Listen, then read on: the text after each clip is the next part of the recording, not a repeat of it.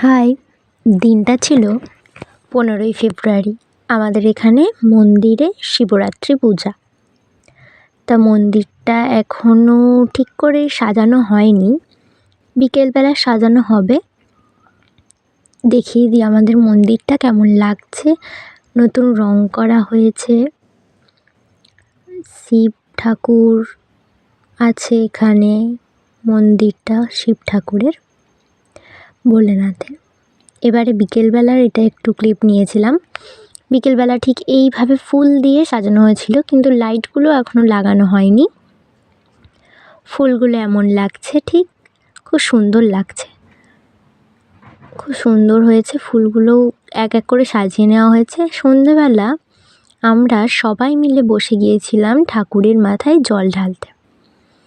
জল ঢালা হচ্ছে সবাইয়ের সাথে মিলেমিশে। আমার মা এখন শিব ঠাকুরের এক প্রহরের জল দিচ্ছে।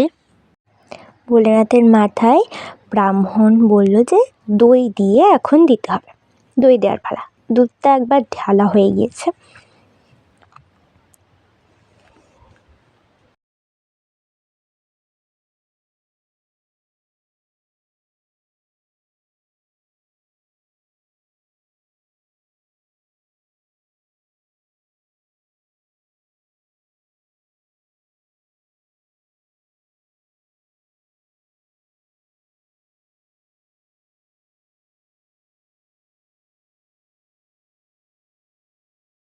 মায়ের তো সবটা হয়ে গেল, এবার আমার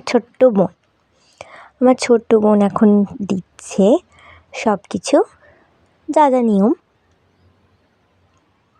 খুব সুন্দর লাগছে। সন্ধেবেলা রাত্রেবেলা হচ্ছিল এইটা, দুপুরে হচ্ছে ডালা।